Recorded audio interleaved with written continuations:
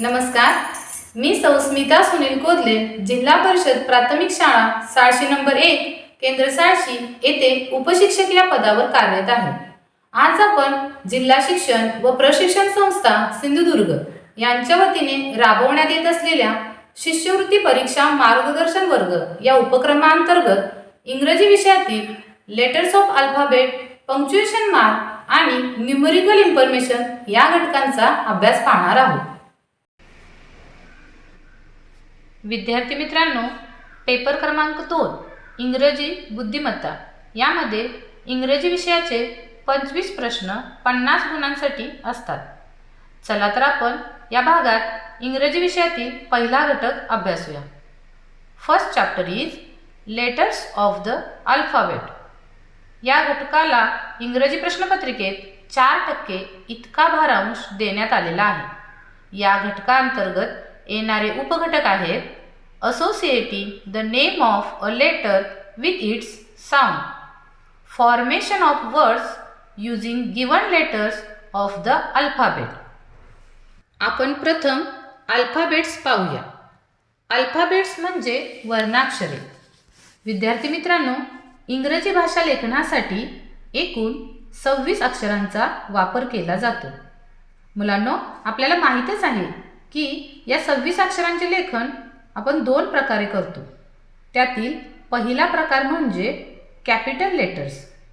English letters written in the large form are called capital letters, म्हणजेच मोठ्या लिपीतील अक्षरे, जी आपण आता स्लाइडवर पाहत आहोत.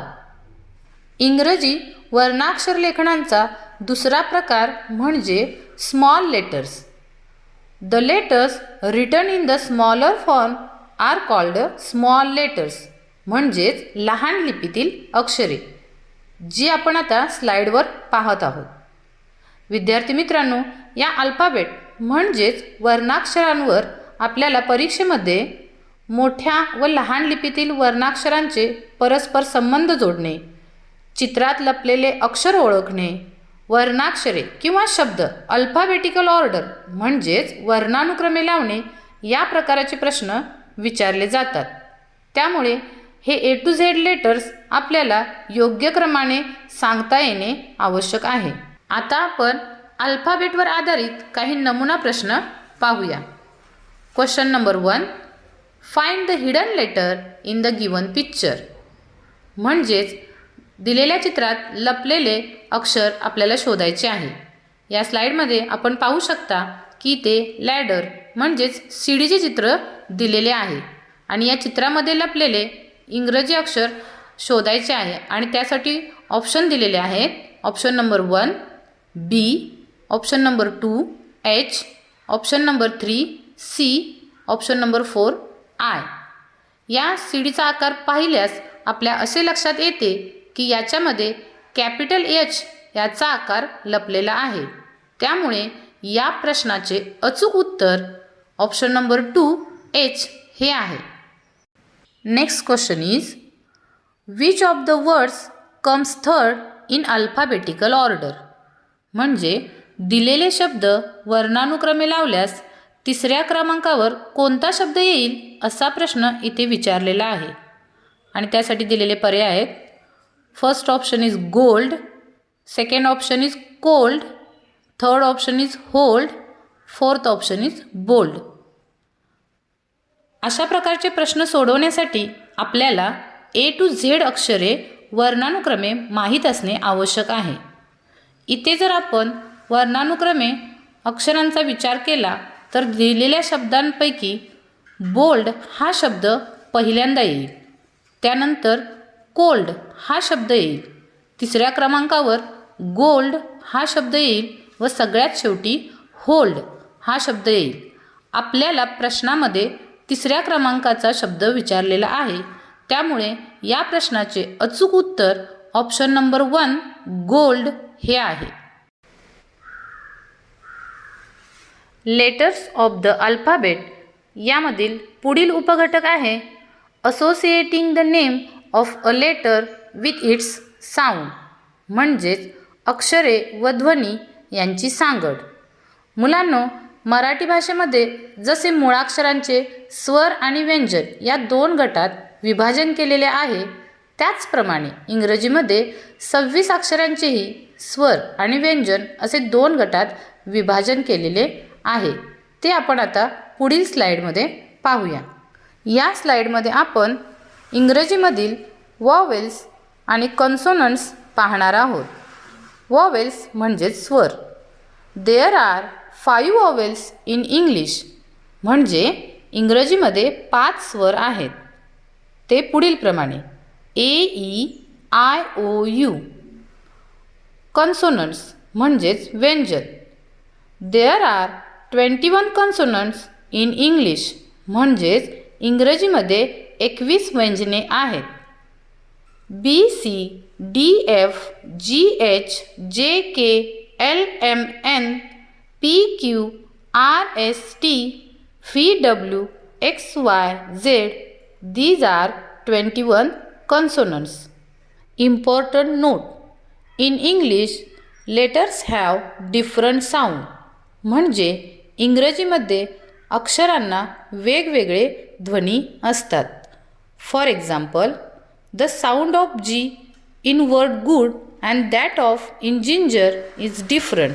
म्हणजेच गुड या शब्दामध्ये जी या अक्षराचा ध्वनी ग असा होतो, तर जिंजर या शब्दामध्ये जी या अक्षराचा ध्वनी ज असा होतो. So dear student should learn first proper sound of each letter. म्हणजेच विद्यार्थी मित्रांनो, आपल्याला प्रत्येक अक्षराचे विविध ध्वनी माहीत असणे आवश्यक आहे. ते आपण पुढील स्लाईडमधून समजून घेऊया. या स्लाईडमध्ये आपण स्वरांचे म्हणजेच वॉवेल्सचे विविध ध्वनी अभ्यासूया. प्रथमतः ए या स्वराचे ध्वनी अभ्यासूया. ए या स्वराचे 4 ध्वनी आहेत. ॲ, आ, ऑ, ए. ए या स्वराचा ॲ असा ध्वनी असणारे शब्द rat, fat, mat, cat, bat. A या स्वराचा आ असा ध्वनी होणारे शब्द dark, jar, part, mark. A या स्वराचा ऑ असा ध्वनी होणारे शब्द call, hall, wall, ball. A या स्वराचा ई असा ध्वनी होणारे शब्द नेम, केक, मेक, चेक. यानंतरचा स्वर आहे ई. ई या स्वराचे 3 ध्वनी आहेत. ए, ई, ई. ई या स्वराचा ध्वनी ए होणारे शब्द ten, pen, bed, net. E या स्वराचा ध्वनी ई असा होणारे शब्द we, he, she, me. E या स्वराचा ई असा ध्वनी होणारे शब्द इव्हेंट, इयर, हियर, इलेक्ट. या स्लाईडमध्ये आपण ए व ई या स्वराचे ध्वनी अभ्यासले. पुढील स्लाईडमध्ये आपण पुढील स्वरांचे ध्वनी अभ्यासूया. या स्लाईडमध्ये आपण आय आणि ओ या स्वरांचे ध्वनी अभ्यासूया. आय या स्वराचे 3 ध्वनी आहेत. E, I, a. आय या स्वराचा ध्वनी ई असा होणारे शब्द शिप, 6, हिल, पिन. आय या स्वराचा ध्वनी आई असा होणारे शब्द wire, fire, tyre, kite. I या स्वराचा ध्वनी अ असा होणारे शब्द सर, बर्ड, गर्ल, चर्च. पुढील स्वर आहे ओ. ओ या स्वराचे 4 ध्वनी आहेत. ओ, आऊ, ऑ, अ. ओ या स्वराचा ध्वनी ओ असा असणारे शब्द गो, नो, होल, कोल्ड. ओ या स्वराचा ध्वनी आऊ असा होणारे शब्द नाऊ, काऊ, आऊल. ओ या स्वराचा ध्वनी अ असा होणारे शब्द. Box, ox, dog, cock. O या स्वराचा ध्वनी अ असा होणारे शब्द. Monkey, onion. या स्लाइडमध्ये आपण आय आणि ओ या स्वराचे विविध ध्वनी अभ्यासले. पुढील स्लाइडमध्ये आपण यू या स्वराच्या ध्वनीचा अभ्यास करूया. इंग्रजीतील शेवटचा स्वर आहे यू. यू या स्वराचे ध्वनी आहेत अ, उ, यू. यू या स्वराचा ध्वनी अ असा होणारे शब्द. Fun, but, bus, duck. U या स्वराचा ध्वनी उ असा होणारे शब्द. Bull, push, pull, put. U या स्वराचा ध्वनी यू असा असणारे शब्द. Unit, uniform, plural. या स्लाइडमध्ये आपण यू या स्वराचे विविध ध्वनी अभ्यासले. इथे आपण इंग्रजीतील 5ही स्वरांच्या ध्वनींचा अभ्यास पाहिला. विद्यार्थी मित्रांनो, ज्याप्रमाणे आपण एका स्वराचे अनेक ध्वनी अभ्यासले त्याप्रमाणे कॉन्सोनंट्स म्हणजे व्यंजनांचे देखील अनेक ध्वनी असतात. या स्लाइडमध्ये आपण त्यातील काही महत्त्वाच्या कॉन्सोनंट्स म्हणजेच व्यंजनांचे विविध ध्वनी पाहूया. पहिले व्यंजन आहे सी. सी या व्यंजनाचे 2 ध्वनी होतात, क आणि स. सी या व्यंजनाचा क असा ध्वनी होणारे शब्द. Cup, clock, calendar. सी या व्यंजनाचा स असा ध्वनी असणारे शब्द. Cycle, cinema, city. पुढील व्यंजन आहे जी. जी या व्यंजनाचे 2 ध्वनी होतात, ग आणि ज. जी या व्यंजनाचा ध्वनी ग असा असणारे शब्द. Green, gate, girl. जी या व्यंजनाचा ध्वनी ज असा असणारे शब्द. Gentle, giraffe, ginger. एस या व्यंजनाचे ध्वनी स आणि झ असे होतात. एस या व्यंजनाचा ध्वनी स असा होणारे शब्द. Single, snake, super. एस या व्यंजनाचा ध्वनी झ असा होणारे शब्द. रोज, वेज, वॉज. यानंतरचे व्यंजन आहे एक्स. एक्स या व्यंजनाचे 3 ध्वनी होतात, अक्स, ग्झ, झ. एक्स या व्यंजनाचा ध्वनी क्स होणारे शब्द. Box, excite, mix. एक्स या व्यंजनाचा ध्वनी झ असा होणारे शब्द. Example, examination. एक्स या व्यंजनाचा ध्वनी झ असा होणारे शब्द. Xerox, xylophone. या स्लाइडमध्ये आपण काही महत्त्वाचे व्यंजने व त्यांचे विविध ध्वनी अभ्यासले. या घटकावर आधारित प्रश्नपत्रिकेमध्ये विचारले जाणारे काही नमुना प्रश्न आपण पाहूयात. Question number 1. Choose the different sound of the first letter from the given words. म्हणजेच दिलेल्या शब्दातील वेगळ्या ध्वनीने सुरू होणारा शब्द आपल्याला इथे निवडायचा आहे.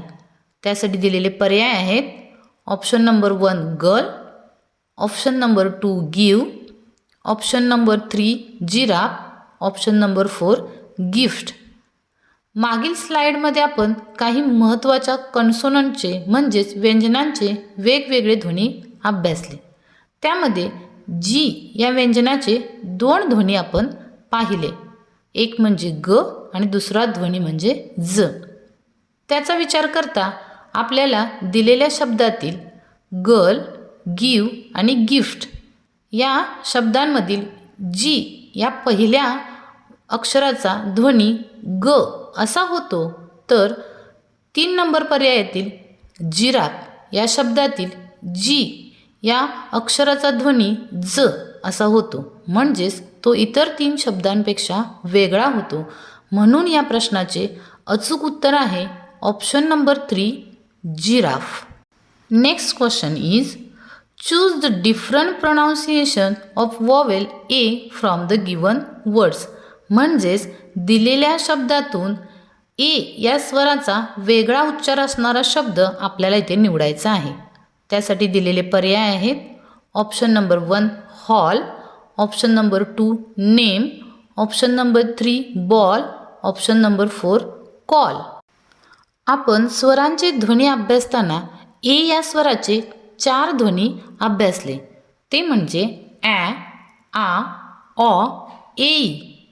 त्याचा विचार करता आपल्याला दिलेल्या शब्दांमधील हॉल, बॉल आणि कॉल या शब्दातील ए या स्वराचा ध्वनी ऑ असा होतो, तर ऑप्शन नंबर 2 नेम यामधील ए या स्वराचा ध्वनी ए असा होतो, म्हणजे तो इतर 3 शब्दांपेक्षा वेगळा होतो. म्हणून दिलेल्या प्रश्नाचे अचूक उत्तर आहे ऑप्शन नंबर 2 नेम. आपला पुढील उपघटक आहे formation of words using given letters of the alphabet. म्हणजे मुळाक्षरातील अक्षरे वापरून अर्थपूर्ण शब्द तयार करणे. या उपघटकावर येणारे प्रश्न सोडवताना आपल्याला काही महत्त्वाच्या बाबी लक्षात ठेवणे गरजेचे आहे. Some important points. Using the given alphabets we should make meaningful words. The newly formed word should be meaningful. The word should fulfill the given condition. म्हणजेच येथे आपल्याला काही अक्षरे विस्कळीत स्वरूपात दिलेली असतात. ती आपल्याला योग्य प्रकारे जुळवून त्यापासून अर्थपूर्ण शब्द तयार करायचा असतो. तो तयार करताना प्रश्नामध्ये काही अटी दिलेल्या असतील, त्या अटींनुसार आपला शब्द अर्थपूर्ण असणे गरजेचे असते. Next important point is sometimes the incomplete word is given with missing letters. The student should fill the correct letters so that the newly formed word should be meaningful. काही वेळेला शब्दातील अक्षरे गाळून शब्द दिलेला असतो, तेव्हा त्या ठिकाणी विद्यार्थ्यांना योग्य अक्षरे घालून अर्थपूर्ण शब्द बनवायचा असतो.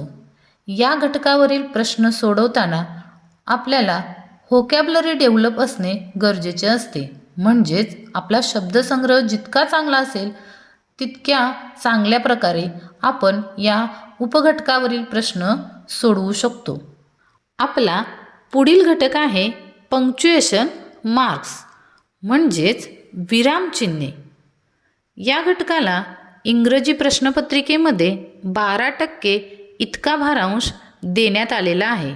म्हणजेच विद्यार्थ्यांनो, या घटकावर आपल्याला प्रश्नपत्रिकेमध्ये 3 प्रश्न विचारले जातात. या घटकांतर्गत येणारे उपघटक आहेत कॅपिटलायझेशन, कॉमा, फुल stop, question mark, apostrophe, exclamation mark. Punctuation marks या घटकातील पहिला उपघटक आहे capitalisation. Capitalisation means use of capital letters. म्हणजेच मोठ्या लिपीतील अक्षरांचा वापर कुठे करावा यासंबंधी इंग्रजीमध्ये काही नियम आहेत. यातील काही महत्त्वाचे मुद्दे आपण पाहूयात. English sentence begins with capital letter. म्हणजे इंग्रजीमध्ये वाक्याच्या सुरुवातीचे अक्षर हे नेहमी कॅपिटल म्हणजे मोठ्या लिपीतील लिहितात. For example, my school is very nice या वाक्यातील सुरुवातीचे एम हे अक्षर कॅपिटल लिहिलेले आहे. Next rule is very important. I हे सर्वनाम वाक्यात कुठेही आलं तरी ते आपल्याला कॅपिटलच लिहावे लागते.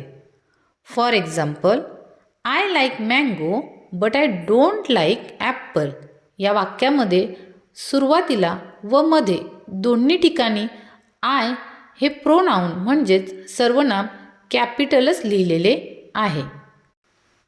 Proper noun start with capital letters म्हणजे विशेष नामांची सुरुवात कॅपिटल अक्षराने होते. For example, Gopal, Sita, Hina, John etcetera. Name of city, village, river, mountains, countries start with capital letters म्हणजे शहरे, गावं, नदी, पर्वत, देश यांच्या नावाची सुरुवात कॅपिटल अक्षराने होते. For example, Kolhapur, Mumbai, Godavari, India, Himalaya. Names of festival, month, days, books, story name start with capital letters म्हणजेच सण, महिने, वार, पुस्तकांची नावे, गोष्टींची नावे यांचे सुरुवातीचे अक्षर हे कॅपिटल असते. For example, Diwali, Holy, January, March, Sunday etcetera. Name of degree start with capital letters म्हणजे शैक्षणिक पात्रता लिहिताना त्यामध्ये लिहिली जाणारी अक्षरे ही कॅपिटलमध्ये लिहितात. For example, MA, MBBS, SSC, HSC. अशा प्रकारे आपण कॅपिटलायझेशनमध्ये इंग्रजीतील मोठ्या लिपीतील अक्षरांचा म्हणजेच कॅपिटल अक्षरांचा वापर कुठे कुठे करणे गरजेचे आहे आणि तो केलाच पाहिजे याविषयीचे महत्त्वाचे मुद्दे या स्लाईडमध्ये आपण अभ्यासले. तर हे सर्व मुद्दे आपण काळजीपूर्वक लक्षात ठेवून यावर आधारित परीक्षेमध्ये विचारले जाणारे प्रश्न अचूक पद्धतीने आपण सोडवू शकतो. कॅपिटलायझेशन या उपघटकावर आधारित प्रश्नपत्रिकेमध्ये विचारले जाणारे काही नमुना प्रश्न आपण पाहूयात. Choose the correct alternative. Question number 1. How many capital letters should be there in the given sentence? I saw the match with Sachin at Mumbai. Options are, first option is 2, second option is 4, third option is 1, fourth option is 3. म्हणजे इथे दिलेल्या वाक्यामध्ये किती अक्षरे capital असायला हवीत असा प्रश्न आपल्याला विचारलेला आहे. कॅपिटलायझेशन म्हणजे मोठ्या लिपीतील अक्षरे वापरण्याच्या नियमानुसार वाक्याच्या सुरुवातीचे अक्षर हे नेहमी कॅपिटलच लिहितात. त्याचबरोबर प्रोनाऊन आय हे नेहमी कॅपिटलच लिहिले जाते. त्यामुळे वाक्याच्या सुरुवातीला आलेले आय हे अक्षर कॅपिटल लिहिणे गरजेचे आहे. त्याचबरोबर या वाक्यामध्ये सचिन आणि मुंबई हे 2 प्रॉपर नाऊन आलेले आहेत आणि प्रॉपर नाऊन म्हणजेच विशेष नामांच्या सुरुवातीचे अक्षर हे नेहमी कॅपिटलच लिहितात. त्याच्यामुळे आय, सचिनमधील S, मुंबईमधील M असे 3 अक्षरे इथे कॅपिटल असणे गरजेचे आहे. त्यामुळे या प्रश्नाचे अचूक उत्तर आहे option number 4, 3. Next question is, which word in the given sentence will begin with a capital letter? Himalaya is a big mountain. Options are, first option is Himalaya, second option is, third option is big, fourth option is city. म्हणजे इथे दिलेल्या वाक्यातील कोणत्या शब्दाचे सुरुवातीचे अक्षर capital असायला हवे असे आपल्याला विचारलेले आहे. आता ह्या दिलेल्या वाक्यामध्ये हिमालया हे एका पर्वताचे नाव आहे आणि आपण पाहिलं की mountains name begin with capital letters. त्याचबरोबर हिमालया हा शब्द वाक्याच्या सुरुवातीला आलेला आहे आणि सुरुवातीचे अक्षर म्हणजेच वाक्याच्या सुरुवातीचे अक्षर हे नेहमी कॅपिटलच लिहिले जाते. दिलेल्या वाक्यामध्ये हिमालया हा शब्द कॅपिटल लेटर्सने सुरू होणे गरजेचे आहे. त्यामुळे या प्रश्नाचे अचूक उत्तर ऑप्शन फर्स्ट हिमालया हे आहे. आता आपण काही पंक्च्युएशन मार्क्स म्हणजेच विरामचिन्हांचा अभ्यास करूया. विरामचिन्हांच्या उपयोगामुळे एक वाक्य संपून दुसरे वाक्य कुठे चालू होते ते कळते. वेगवेगळ्या प्रकारच्या वाक्यात कुठे किती थांबायचे, आवाजाचा चढ उतार कसा करावा हे समजते. त्यामुळे वाक्यामध्ये विरामचिन्हांना खूप महत्त्व असते. पहिले पंक्च्युएशन मार्क्स आहे कॉमा. कॉमा म्हणजेच स्वल्पविराम. Comma is placed between word in a series and between two phrases sentences. म्हणजे स्वल्पविरामाचा वापर एकाच जातीचे अनेक शब्द किंवा छोटी वाक्ये लागोपाठ आल्यास त्यांचा वेगळेपणा ओळखण्यासाठी लागोपाठ आलेल्या शब्दांनंतर किंवा वाक्यांच्या मध्ये केला जातो. For example, I play cricket, hockey, football and kho kho. आता या वाक्यामध्ये cricket, hockey, football, kho kho या एकाच जातीच्या म्हणजेच खेळांच्या नावांचा आपल्याला बोध होतो. म्हणून त्यांचा वेगळेपणा दर्शवण्यासाठी क्रिकेट, हॉकी, फुटबॉल यांच्यामध्ये दोन नावांच्या मध्ये स्वल्पविराम म्हणजेच कॉमा या पंक्च्युएशन मार्क्सचा उपयोग केलेला आहे. Next example is see came, see saw, see own. येथे छोटी छोटी वाक्ये लागोपाठ आलेली आहेत. त्या वाक्यांचे वेगळेपण आपल्याला समजण्यासाठी त्या वाक्यांच्या मध्ये सुद्धा कॉमा म्हणजेच स्वल्पविराम या पंक्च्युएशन मार्क्सचा वापर केलेला आहे. Next punctuation mark is full stop म्हणजेच पूर्णविराम. Full stop is used to end a sentence.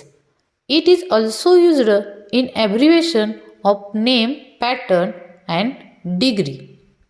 म्हणजे वाक्य पूर्ण झाले हे दर्शवण्यासाठी वाक्याच्या शेवटी पूर्णविराम हे विरामचिन्ह वापरतात. त्याचबरोबर काही संक्षेप दर्शवण्यासाठी सुद्धा या पूर्णविराम चिन्हाचा वापर केला जातो. For example, I eat a mango. हे वाक्य संपले म्हणून या वाक्याच्या शेवटी पूर्णविराम हे विरामचिन्ह वापरलेले आपल्याला दिसते. त्याचबरोबर काही संक्षेप म्हणजेच अँटीमेरिडियन याचे एम हे संक्षेप रूप आहे. पोस्ट मेरिडियन याचे पीएम हे संक्षेप रूप आहे जे आपण घड्याळातील वेळ दर्शवताना वापरतो. तर यांच्यामध्ये सुद्धा आपल्याला पूर्णविराम या विरामचिन्हांचा वापर केलेला दिसतो. त्याचबरोबर काही शैक्षणिक पात्रता लिहिताना म्हणजेच बॅचलर ऑफ आर्ट्स असं न लिहिता BA असं संक्षेप रूप लिहिताना त्याच्यामध्ये आपल्याला पूर्णविराम या विरामचिन्हाचा वापर केलेला दिसतो. अशा प्रकारे कॉमा आणि फुल स्टॉप या विरामचिन्हांचा वापर कुठे आणि कसा करावा हे आपण या स्लाइडमध्ये अभ्यासले. Next punctuation mark is question mark म्हणजेच प्रश्नचिन्ह. या विरामचिन्हाचा वापर कुठे केला जातो याबद्दल या स्लाइडमध्ये आपण माहिती पाहणार आहोत. Question mark is used at the end of questioning sentence. म्हणजेच प्रश्नार्थक वाक्याच्या शेवटी प्रश्नचिन्ह या विरामचिन्हाचा वापर केला जातो. For example, what colour is it. हा कोणता रंग आहे. हे वाक्य प्रश्नार्थक आहे. त्यामुळे या वाक्याच्या शेवटी इथे आपल्याला प्रश्नचिन्हाचा वापर केलेला दिसतो. Is it yours. हे तुझे आहे का. इथेही आपल्याला प्रश्न विचारल्याचा बोध होतो. त्याच्यामुळे या वाक्याच्या शेवटीही प्रश्नचिन्ह दिलेले दिसते. Questioning sentence is also non as interrogative sentence. आता प्रश्नार्थक वाक्याचे दोन प्रकार पडतात. पहिला प्रकार आहे एस्नो टाईप क्वेश्चन, म्हणजेच या प्रश्नार्थक वाक्याची सुरुवात am is are, do does did, have has यांसारख्या हेल्पिंग व्हर्बने होते. म्हणजे परीक्षेमध्ये जर या दिलेल्या शब्दांपैकी एखाद्या शब्दाने जर एखाद्या वाक्याची सुरुवात झाली असेल तर आपण ते वाक्य प्रश्नार्थक वाक्य आहे हे आपल्याला समजू शकते व त्याच्या शेवटी आपण प्रश्नचिन्ह हे विरामचिन्ह वापरू शकतो. प्रश्नार्थक वाक्याचा दुसरा प्रकार आहे WH टाईप क्वेश्चन, म्हणजेच अशा प्रकारच्या वाक्यामध्ये what, when, where, how, why, which यासारखे WHने सुरू होणारे प्रश्नार्थक शब्द येतात व असे शब्द जर वाक्यात आले तर ते वाक्य प्रश्नार्थक वाक्य आहे हे आपल्याला समजते व त्या वाक्याच्या शेवटी आपण प्रश्नचिन्ह हे विरामचिन्ह वापरतो. पण काही वेळेला व्हॉट आणि हाऊ हे शब्द आपल्याला एक्सक्लेमेटरी सेंटेन्समध्ये म्हणजेच उद्गारार्थी वाक्यामध्ये सुद्धा आलेले दिसून येतात. त्यामुळं वाक्य नीट वाचून आपण ते प्रश्नार्थक आहे किंवा नाही हे समजू शकतो. अशा प्रकारे या स्लाईडमध्ये आपण क्वेश्चन मार्क या विरामचिन्हाचा वापर कुठे करायचा हे अभ्यासले.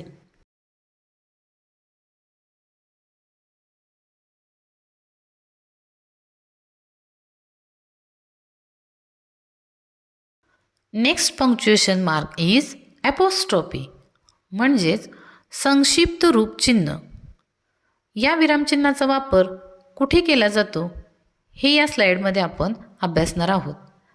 ॲपोस्ट्रॉफी is used to indicate position, म्हणजेच मालकी किंवा एखाद्या वस्तूवरील ताबा दाखवण्यासाठी या विरामचिन्हाचा वापर केला जातो. फॉर एक्झाम्पल, राजूज बुक म्हणजे राजूचे पुस्तक, राणीज पेन म्हणजे राणीचा पेन. आता इथे राजूज या शब्दामध्ये यू आणि यस या अक्षरांमध्ये ॲपोस्ट्रॉफी या विरामचिन्हाचा वापर केलेला दिसतो. Next rule is it is also used in contracted form, म्हणजेच काही शब्दांचे संक्षिप्त रूप दाखवण्यासाठी या विरामचिन्हाचा वापर केला जातो. म्हणजेच गाळलेली अक्षरं दर्शवण्यासाठी ॲपोस्ट्रॉफी हे विरामचिन्ह वापरले जाते. फॉर एक्झाम्पल, डू नॉट असं न लिहिता त्याचे संक्षिप्त रूप डोंट असे लिहिले जाते. आता या डोंट या शब्दामध्ये एन आणि टी या दोन अक्षरांच्या मध्ये ॲपोस्ट्रॉफी हे विरामचिन्ह वापरलेले दिसते. त्याचप्रमाणे इजंट, ओंट याही शब्दामध्ये आपल्याला ॲपोस्ट्रॉफी म्हणजेच संक्षिप्त रूप चिन्ह हे विरामचिन्ह वापरलेले दिसते. पुढील विरामचिन्ह आहे एक्सक्लेमेशन मार्क, म्हणजेच उद्गार चिन्ह. Exclamation mark is used to indicate intense feeling or the strong feeling, म्हणजे मनातील उत्कट भावना किंवा तीव्र स्वरूपाच्या भावना ज्या वाक्यामध्ये व्यक्त केलेल्या असतात तेव्हा तिथे आपल्याला उद्गार चिन्ह या विरामचिन्हाचा वापर केलेला दिसतो.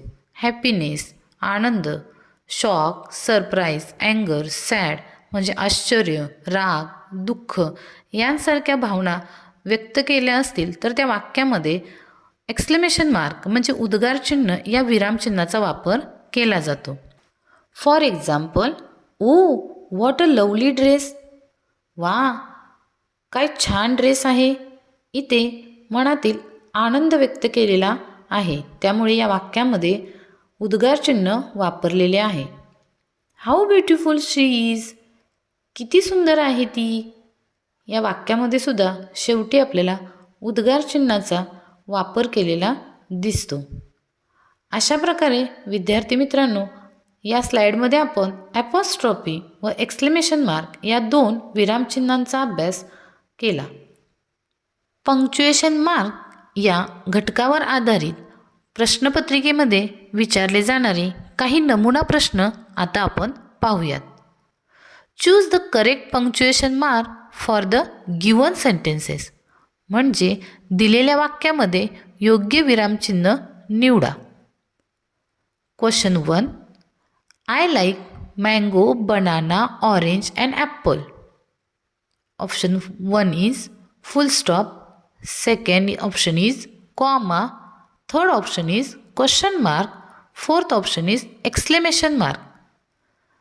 आता दिलेल्या वाक्यामध्ये मँगो, बनाना, ऑरेंज, ॲपल यामध्ये आपल्याला एकाच जातीच्या शब्दांचा म्हणजेच फळांच्या नावांचा बोध होतो. म्हणून जेव्हा एकाच जातीचे शब्द सलग लागोपाठ येतात तेव्हा आपण कॉमा म्हणजेच स्वल्पविराम हे चिन्ह त्या शब्दांच्या मध्ये त्यांचा वेगळेपणा दर्शवण्यासाठी वापरतो. त्यामुळे मँगो व बनाना याच्यामध्ये व बनाना आणि ऑरेंज याच्यामध्ये आपल्याला स्वल्पविराम हे चिन्ह वापरणे आवश्यक आहे. त्यामुळे या प्रश्नाचे अचूक उत्तर कॉमा हे आहे option number 2. Next question is I don't like brinjal. First option is apostrophe. Second option is comma. Third option is question mark. Fourth option is exclamation mark. आता या दिलेल्या वाक्यामध्ये डू नॉटचे डोंट हे संक्षिप्त रूप आलेले आहे आणि मगाच्या स्लाईडमध्ये आपण पाहिल्याप्रमाणे संक्षिप्त रूप दर्शवण्यासाठी ॲपॉस्ट्रॉफी म्हणजे संक्षिप्त रूप चिन्हाचा वापर केला जातो. त्यामुळे डोंट या शब्दामध्ये एन आणि टी या दोन अक्षरांच्या मध्ये आपल्याला ॲपॉस्ट्रॉफी म्हणजे संक्षिप्त रूप चिन्ह वापरणे गरजेचे आहे. त्यामुळे या प्रश्नाचे अचूक उत्तर ऑप्शन नंबर 1 ॲपॉस्ट्रॉफी हे आहे. Next question is did you see my friend Moti. First option is full stop. Second option is comma. Third option is question mark. Fourth option is exclamation mark.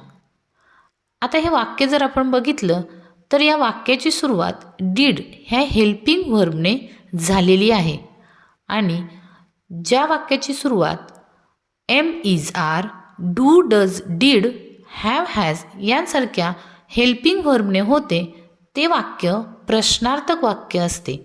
त्यामुळे ह्या वाक्याच्या शेवटी प्रश्नचिन्ह असणे आवश्यक आहे. त्यामुळे या प्रश्नाचा अचूक पर्याय क्रमांक आहे option number 3 question mark. Next topic is numerical information. या घटकाला इंग्रजी प्रश्नपत्रिकेमध्ये 12% इतका भारांश देण्यात आलेला आहे. या घटकावर प्रश्नपत्रिकेमध्ये 3 प्रश्न विचारले जातात. या घटकाअंतर्गत येणारे उपघटक आहेत days of the week and months of the year, cardinal numbers and ordinal numbers, showing direction and sub direction, map reading, telling the time. Numerical information या घटकातील डेज ऑफ द वीक म्हणजे आठवड्याचे वार हा उपघटक या स्लाईडमध्ये आपण अभ्यासूया. There are 7 days in a week म्हणजे एका आठवड्यात 7 दिवस असतात. संडे म्हणजे रविवार, मंडे म्हणजे सोमवार, ट्यूजडे म्हणजे मंगळवार, वेनसडे म्हणजे बुधवार, थर्सडे म्हणजे गुरुवार, फ्रायडे म्हणजे शुक्रवार, सॅटरडे म्हणजे शनिवार. आता या उपघटकावरील प्रश्न सोडवण्यासाठी तुम्हाला खालील बाबी माहिती असणे आवश्यक आहे. आठवड्याच्या वारांची क्रमवार नावे सांगता येणे, सर्व वारांची अचूक स्पेलिंग सांगता येणे गरजेचे आहे. कारण यामध्ये तुम्हाला बिफोर डे, आफ्टर डे तसेच 2 वारांच्या मधील वार अशा स्वरूपाचे प्रश्न विचारले जातात. आपला पुढील उपघटक आहे मंथ्स ऑफ द इयर म्हणजे वर्षातील महिने. There are 12 months in the year म्हणजे एका वर्षामध्ये 12 महिने असतात. 365 days इन द इयर म्हणजे एका वर्षात 365 दिवस असतात. The days are 366 in leap year. म्हणजे लीप वर्षामध्ये 366 दिवस असतात. There are 7 months which have 31 days. जानेवारी, मार्च, मे, जुलै, ऑगस्ट, ऑक्टोबर, डिसेंबर हे 7 महिने 31 दिवसांचे असतात. 4 months हॅव 30 days. एप्रिल, जून, सप्टेंबर, नोव्हेंबर हे 30 दिवसांचे 4 महिने आहेत. February has 28 days, but in the leap year February has 29 days. म्हणजे सामान्य वर्षामध्ये फेब्रुवारी महिन्यात 28 दिवस असतात, पण लीप वर्षात फेब्रुवारी महिना हा 29 दिवसांचा असतो. या उपघटकावरील प्रश्न सोडवण्यासाठी तुम्हाला खालील बाबी माहिती असणे आवश्यक आहे. महिन्यांची क्रमवार नावे, महिन्यांच्या नावाचे अचूक स्पेलिंग, प्रत्येक महिन्यातील एकूण दिवस, प्रत्येक महिन्यात येणारे काही विशेष महत्त्वाचे दिनविशेष, राष्ट्रीय सण इत्यादींची माहिती आपल्याला असणे आवश्यक आहे. या माहितीच्या आधारे या उपघटकावर येणारे प्रश्न आपण अचूकरित्या सोडवू शकतो. Days of the week and months of the year या उपघटकावर आधारित प्रश्नपत्रिकेमध्ये विचारले जाणारे काही नमुना प्रश्न आपण पाहूयात. Question number 1, find the odd pair म्हणजेच चुकीची जोडी शोधा. First option is August September, second option is October November, third option is April May, fourth option is June August. हा प्रश्न 2020च्या मुख्य परीक्षेमध्ये विचारलेला आहे. आता इथे आपल्याला 4 पर्यायांमधून चुकीची जोडी शोधायची आहे. पर्यायांचा विचार करता August September, October November, April May हे महिने सलग येणारे महिने आहेत आणि जून व ऑगस्ट हे महिने सलग येत नाहीत. त्यामुळे यामधील चुकीचा पर्याय आहे ऑप्शन नंबर 4. त्यामुळे या प्रश्नाचे बरोबर उत्तर आहे option number 4, June August. Next question is which day falls between Friday and Sunday. इथे आपल्याला फ्रायडे आणि संडे म्हणजेच शुक्रवार आणि रविवार यांच्यामध्ये येणारा वार पर्यायामधून शोधायचा आहे. ऑप्शन्स आहेत. First option is Monday, second option is Wednesday, third option is Saturday, fourth option is Thursday. आता शुक्रवार आणि रविवार यांच्यामध्ये शनिवार येतो आणि शनिवार याला इंग्रजीमध्ये सॅटरडे असे म्हणतात. म्हणून या प्रश्नाचे अचूक उत्तर ऑप्शन नंबर 3 सॅटरडे हे आहे.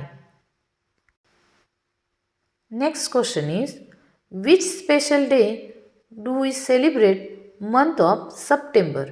म्हणजे सप्टेंबर महिन्यामध्ये आपण कोणता विशेष दिवस साजरा करतो हे आपल्याला पर्यायातून शोधायचे आहे.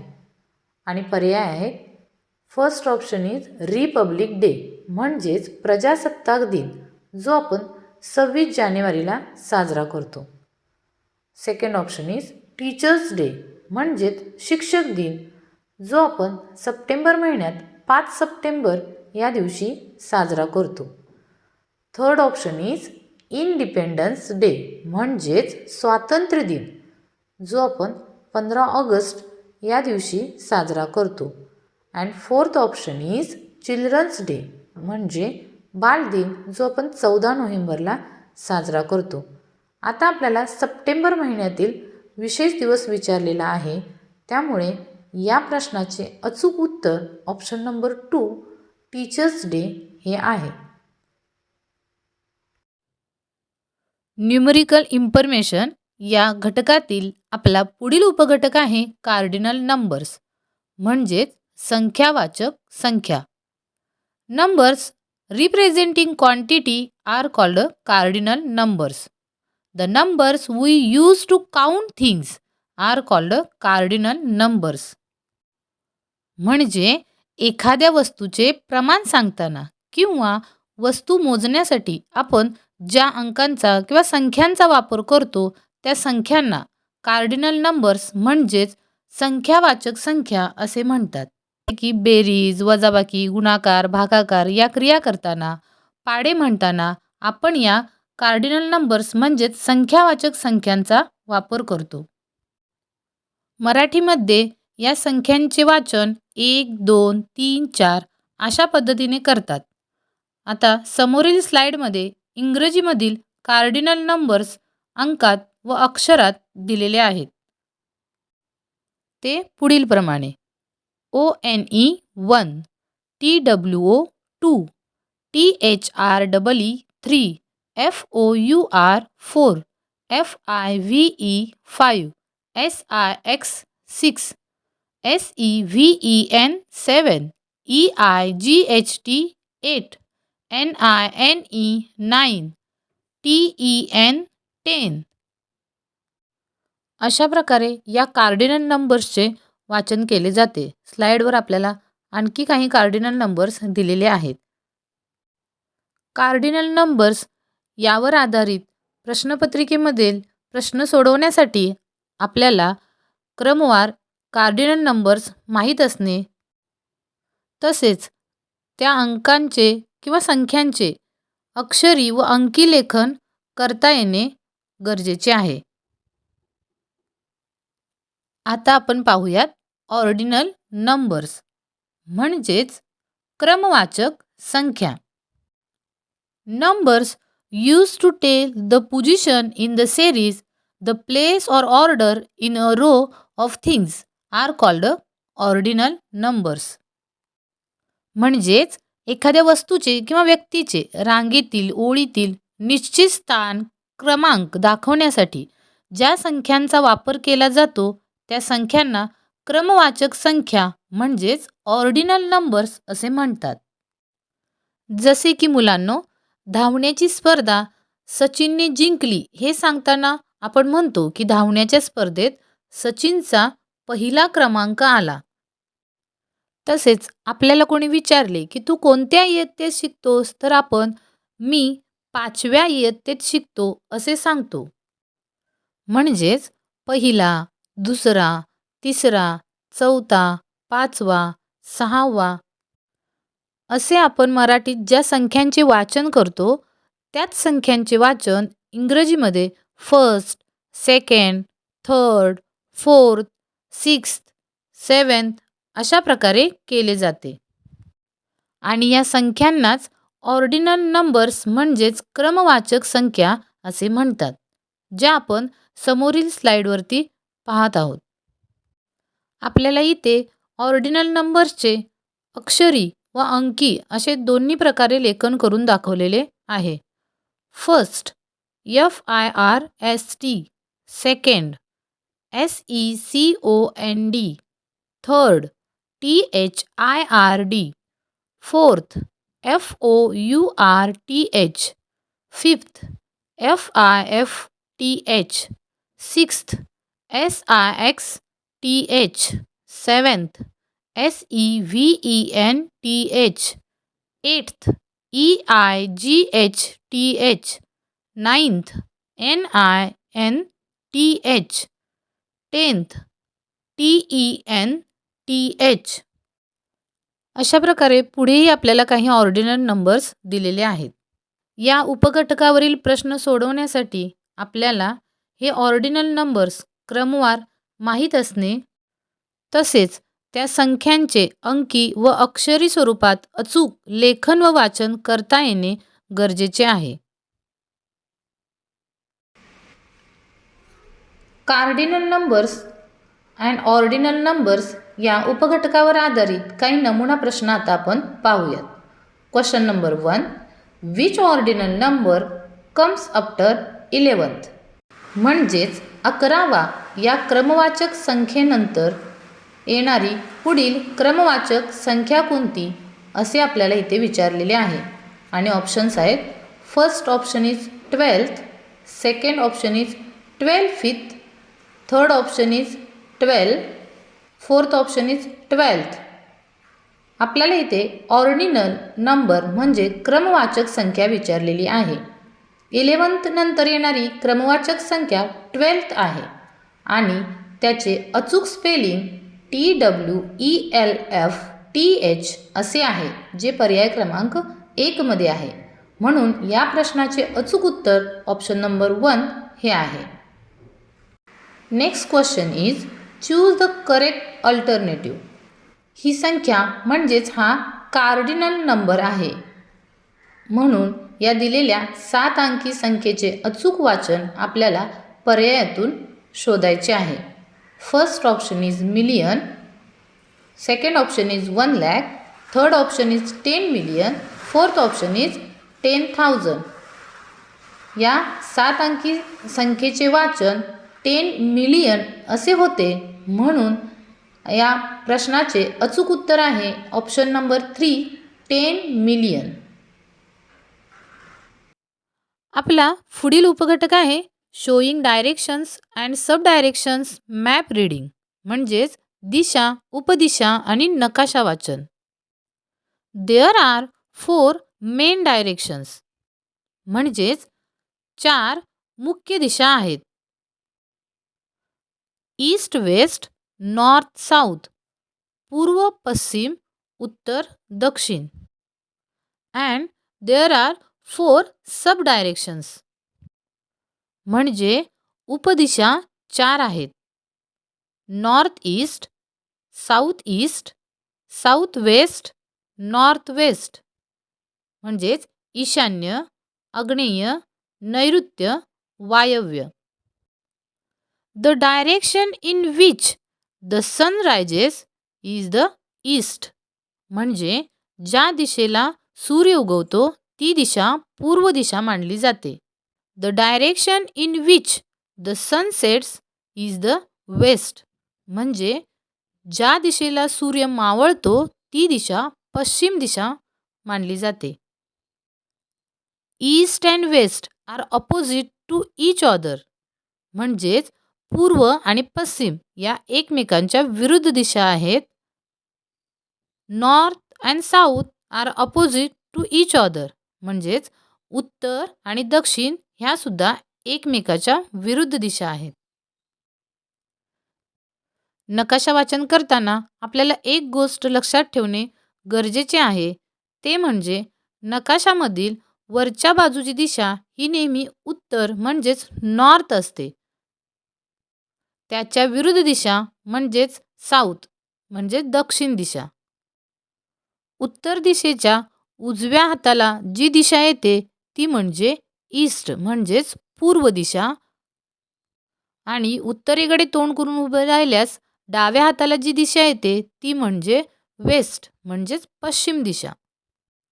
या दिशांचा वापर आपल्याला नकाशा वाचन करताना होतो, म्हणजेच विचारलेले एखादे ठिकाण कोणत्या दिशेस आहे हे आपण या दिशांच्या सहाय्याने अचूक पद्धतीने सांगू शकतो.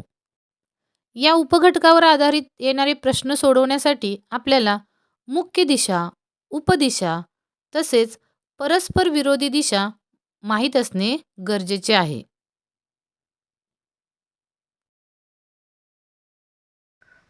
या समोरील स्लाइडमध्ये आपल्याला ॲरोच्या स्वरूपात काही डायरेक्शन्स दाखवलेले आहेत.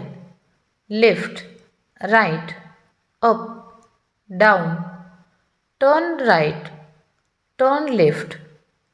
या दिलेल्या डायरेक्शनमुळे आपल्याला निश्चित कोणत्या दिशेला जायचे आहे हे समजते व बाणांची दिशा पाहून आपण ते अचूक पद्धतीने सांगू शकतो.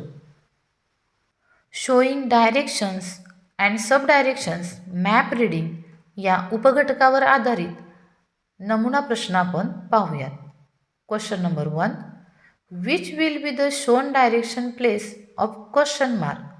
प्रश्नचिन्हाच्या जागी कोणती दिशा येईल असे इथे विचारलेले आहे आणि ऑप्शन्स आहेत.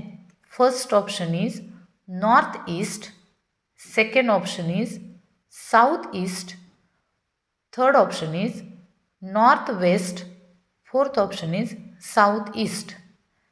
इथे पाहिलं तर आपल्याला 4 मुख्य दिशा दिलेल्या आहेत व आपल्याला एक उपदिशा विचारलेली आहे. उपदिशेच्या ठिकाणी इथं प्रश्नचिन्ह दिलेले आहे. नॉर्थ आणि वेस्ट याच्यामध्ये येणारी उपदिशा आपल्याला सांगायची आहे.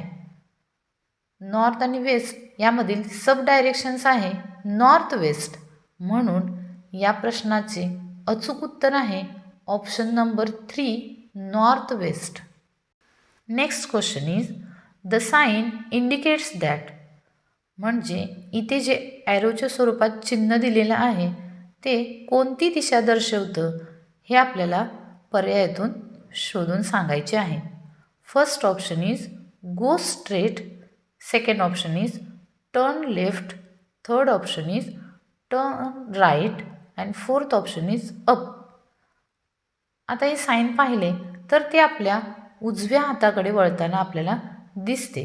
म्हणून या प्रश्नाचे अचूक उत्तर आहे टर्न राईट ऑप्शन नंबर 3. ह्या स्लाईडमध्ये आपण न्यूमरिकल इन्फॉर्मेशन घटकातील टेलिंग द टाईम हा उपघटक अभ्यासणार आहोत. Clock has 3 hands, minute hand, our hand, second hand. म्हणजे घड्याळामध्ये 3 काटे असतात.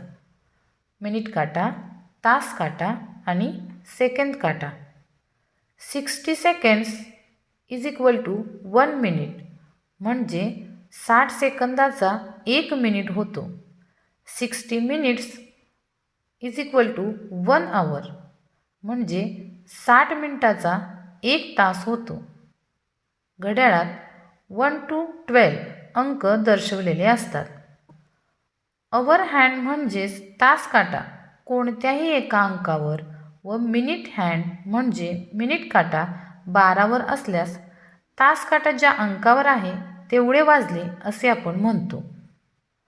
आपल्या समोर असलेल्या घड्याळामध्ये मिनिट हँड 12वर आणि अवर हँड 5वर आहे. म्हणून आपण इंग्रजीमध्ये 5 o'clock असे वेळ दर्शवताना म्हणू.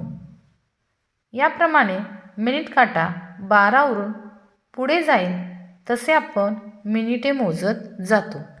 घड्याळातील प्रत्येक 2 अंकांमध्ये 5 मिनिटाचा वेळ दर्शवलेला असतो. मिनिट काटा 12वरून 1वर गेला तर ते दर्शविताना आपण इंग्रजीमध्ये इट्स 5 minutes past असे म्हणतो.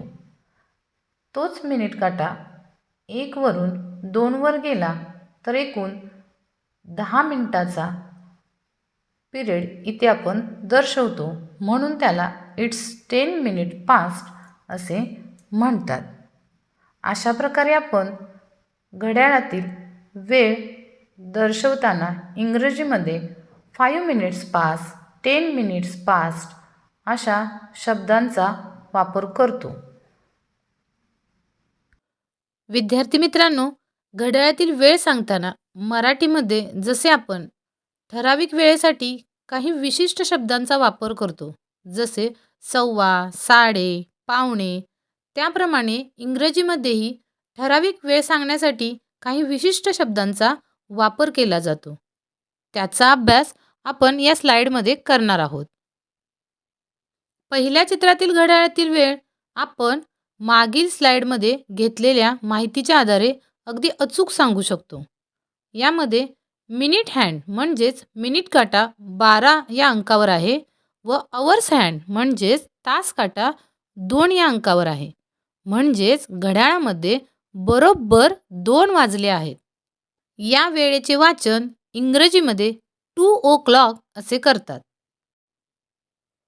पुढील 2 नंबरच्या घड्याळातील वेळेचे वाचन. जेव्हा घड्याळात मिनिट काटा 3 या अंकावर येतो तेव्हा 15 मिनिटे पूर्ण होतात व घड्याळातील क्वार्टर म्हणजेच पाव भाग पूर्ण होतो. A period of 50 minutes is called a quarter.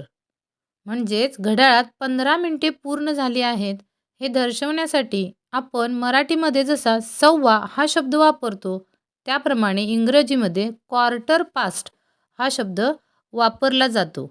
म्हणून दुसऱ्या चित्रातील घड्याळातील वेळ दर्शवताना आपण 2:15 अशी म्हणू. तिसऱ्या चित्रातील घड्याळाचे वाचन. जेव्हा मिनिट काटा 6 या अंकावर येतो तेव्हा घड्याळात 30 मिनिटे पूर्ण होतात. म्हणजेच घड्याळातील हाफ भाग पूर्ण होतो. म्हणून याचा उल्लेख इंग्रजीत हाफ पास्ट असा करतात. A period of 30 minutes is called half an hour. म्हणून या तिसऱ्या चित्रातील घड्याळाच्या वेळेचे वाचन आपण 2:30 असे करतो. पुढील चौथ्या चित्रातील घड्याळात मिनिट हँड म्हणजेच मिनिट काटा 9 या अंकावर आहे. जेव्हा मिनिट हँड 9 या अंकावर येतो तेव्हा घड्याळातील 45 मिनिटे पूर्ण होतात. म्हणजेच पुढील तास पूर्ण होण्यासाठी क्वार्टर म्हणजे पाव भाग शिल्लक असतो. म्हणून घड्याळातील या वेळेचे वाचन करताना 2:15 असे केले जाते. घड्याळात आवर हँड 3 या अंकाच्या थोडासा मागे आहे. म्हणून या वेळेचे वाचन 2:45 असे करतात. अशा प्रकारे आपण घड्याळातील वेळ वाचन करताना इंग्रजीमध्ये क्वार्टर, हाफ, 2:15 हे शब्द कधी कधी वापरले जातात याचा अभ्यास या स्लाईडमध्ये केला. आता पुढील स्लाईडमध्ये यावर आधारित काही प्रश्न पाहूया. टेलिंग द टाईम या उपघटकावर आधारित काही नमुना प्रश्न आता आपण पाहूयात. Question number 1. Choose the correct option. What time is it? इथे आपल्याला प्रश्नात दिलेल्या घड्याळातील वेळेचे अचूक वाचन दर्शवणारा पर्याय निवडायचा आहे. आणि पर्याय आहेत option number 1 3:15, option number 2 5:15, option number 3 5:03, option number 4 3:05. मागील अभ्यासलेल्या स्लाईडप्रमाणे मिनिट हँड म्हणजेच मिनिट काटा 3 या अंकावर असल्यास 15 मिनिटे पूर्ण होतात व ही वेळ 2:15 या शब्दाने दर्शवतात. या घड्याळामध्ये अवर हँड 5 या अंकाच्या किंचित पुढे आहे. म्हणजेच 5:15 झालेली आहेत. या घड्याळातील वेळेचे वाचन जसे आपण मराठीत 5:15 असे करतो तसे इंग्रजीमध्ये याचे वाचन 2:15 असे केले जाते. म्हणून या प्रश्नाचे अचूक उत्तर आहे 2:15, option number 2. Question number 2. I came in my house at 5:45. Which of the following clock shows correct time? Choose correct option. प्रश्नात दिलेली वेळ दर्शवणारे घड्याळ कोणते हे दिलेल्या पर्यायातून आपल्याला निवडायचे आहे. या प्रश्नामध्ये आपल्याला 5:45 ही वेळ दिलेली आहे. अशा प्रकारचे प्रश्न सोडवताना आपल्याला घड्याळातील 2 काट्यांची स्थिती त्या वेळेला कशी असेल याचा प्रथम विचार करणे गरजेचे असते. आता 5:45 या वेळेला घड्याळातील काट्यांची स्थिती कशी असेल हे आपण प्रथम पाहूयात. 2:15 हा शब्द वापरलेला आहे. म्हणजेच मिनिट हँड 9 या अंकावर येईल व पुढे 6 म्हटले आहे. म्हणजेच आवर हँड 6 या अंकाच्या थोडा मागे असेल. अशी काट्याची स्थिती आपल्याला पर्यायातील ऑप्शन नंबर 3 मध्ये दिसत आहे. म्हणून या प्रश्नाचे अचूक उत्तर आहे ऑप्शन नंबर 3. अशा प्रकारे आपण या स्लाईडमध्ये टेलिंग द टाईम यावर आधारित काही नमुना प्रश्न अभ्यासले.